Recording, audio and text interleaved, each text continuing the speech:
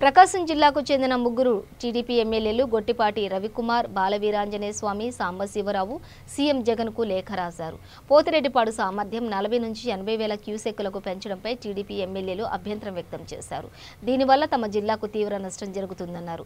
తమ జిల్లా భూములన్నీ నాగార్జున సాగర్ పైనే ఆధారపడి ఉన్నాయని, శ్రీశైలం నిండకుండా ప్రాజెక్టులు కడితే తమ పరిస్థితి ఏంటని ప్రశ్నించారు.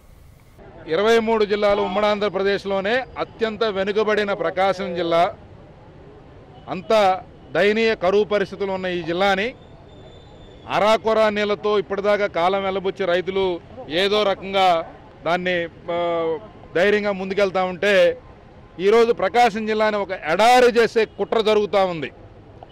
ఏదైతే ప్రకాశం జిల్లా మొత్తం 56 మండలాలు పూర్తిగా దుర్భిక్ష కోరల్లోకి చిక్కుకునే పరిస్థితి ఈరోజు ఉంది. గత 16 సంవత్సరాల డేటా తీస్తే మనకి వర్షపాతం పూర్తి స్థాయిలో సాధారణ వర్షపాతం నమోదైంది కేవలం 3 సంవత్సరాలు.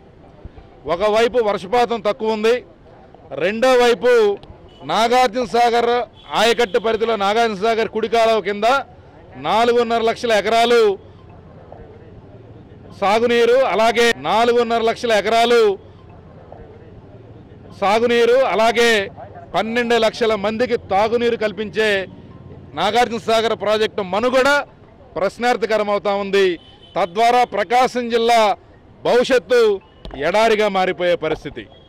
ఇది ఉన్న పరిస్థితుల్లో కాలానుగుణంగా ఒక్కొక్కసారి వర్షాలు ఎక్కువ పడతాయి, తక్కువ పడతాయి. కానీ ఈరోజు ప్రభుత్వం చేస్తున్న దుర్మార్గం వలన, ప్రభుత్వం యొక్క చేతగానితనం వలన ఒకవైపు తెలంగాణలో అడ్డగోలుగా ప్రాజెక్టుల నిర్మాణం జరుగుతూ ఉంటే ఆ ముఖ్యమంత్రితో విందులు వినోదాల్లో పాల్పంచుకుంటారు. కానీ వారు అక్రమంగా కట్టే ప్రాజెక్టుల్ని అడ్డుకోలేరు. చేతగాని ఈ ప్రభుత్వం ఈరోజు అధికారంలో ఉంది. ఒకవైపు అక్కడ నష్టం జరుగుతూ ఉంటే రెండో వైపు ప్రకాశం జిల్లా, అలాగే గుంటూరు జిల్లా, అలాగే నాగార్జున సాగర్ ఆయకట్టు పరిధిలో ఉన్న మొత్తం ప్రాంతాన్ని ఈరోజు నీరు గార్చే విధంగా శ్రీశైలం ఎగువ భాగాన అడ్డగోలుగా మళ్ళీ వీళ్ళు ఇష్టం వచ్చినట్టు సామర్థ్యాలు పెంచి ఇరిగేషన్ ప్రాజెక్టులు, లిఫ్ట్ ఇరిగేషన్ స్కీమ్స్ పెడతా ఉన్నారు. కాబట్టి ఈ విషయాన్ని గుర్తించాలి. ప్రకాశం జిల్లాకి ఏదైతే తాగునీరు, సాగునీరు అవసరాలను తీర్చే ఎన్ఎస్పి ప్రాజెక్టు,